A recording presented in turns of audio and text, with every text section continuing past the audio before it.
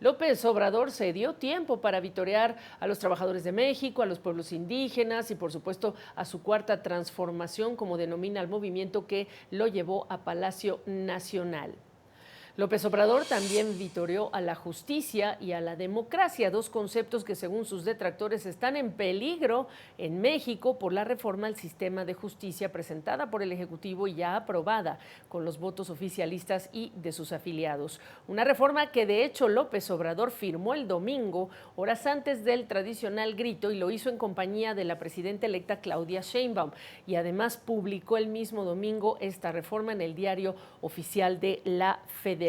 Ya me acompaña el abogado constitucionalista de la Universidad Nacional Autónoma de México, Francisco Burgoa, porque hay que decir que se publica la firma y se publica en el diario oficial, pese a que hay recursos que fueron otorgados por cortes y pareciera que los desconoció. Preguntarte en términos legales si lo que hizo el presidente no es un desacato a una orden que concedió una corte horas antes. Muy buenas tardes, Gabriela. Indudablemente, esto es un desacato por parte del presidente de la República, porque no debió haber hecho esta publicación en el diario oficial de la Federación.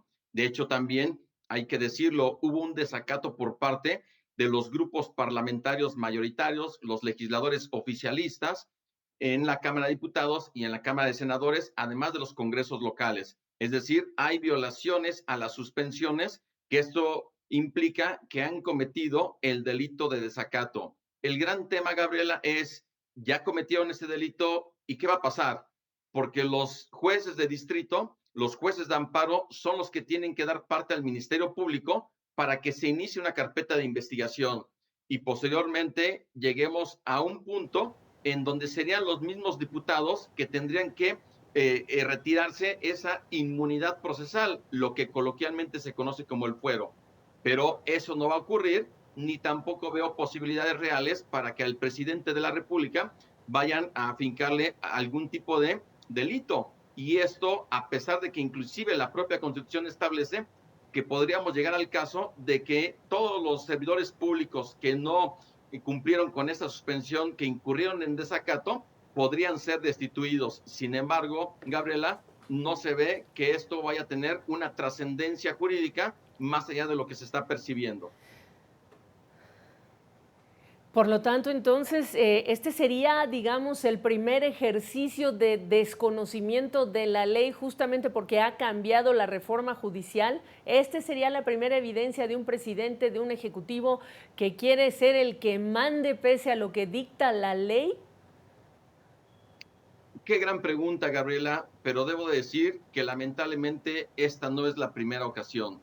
Simplemente durante el sexenio, el propio Senado de la República recibió sentencias, órdenes por parte de la Suprema Corte para que pudiera nombrar a los comisionados que hacen falta en el INAI, en el Instituto de Transparencia de México, incluyendo también que la Corte le pidió al presidente que regresara el mando operativo y administrativo de la Guardia Nacional a la Secretaría de Protección y Seguridad Ciudadana y simplemente hasta hoy lo tiene todavía la Sedena. Es decir, han sido muchas las resoluciones durante ese sexenio que está por terminar en donde el Poder Judicial le ha pedido o al Poder Ejecutivo o al Poder Legislativo que acaten resoluciones y las han ignorado. Y lo que ocurre actualmente con el tema de las suspensiones en el marco de esta discusión y ya publicación en el Diario Oficial de la Federación de la Reforma Judicial, simplemente se confirma que el Ejecutivo,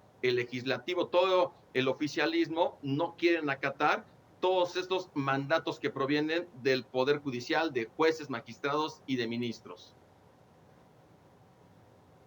Ok, entonces, ¿qué esperas que ocurra mañana, por ejemplo, con la Suprema Corte en términos de las decisiones que se tienen que tomar, reflejo de que acatan o no acatan esta nueva reforma judicial en términos del número de ministros, etcétera? Claro, los mexicanos se tendrán que preparar después para la mega elección de jueces, pero en 2025. Pero mañana, por ejemplo, que no es feriado, ¿qué pasa?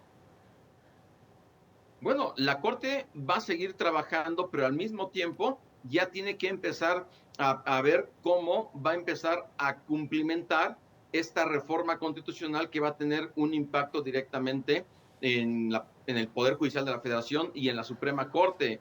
Pero para esto se requiere también una legislación secundaria que el Congreso tiene que expedir dentro de los 90 días naturales siguientes.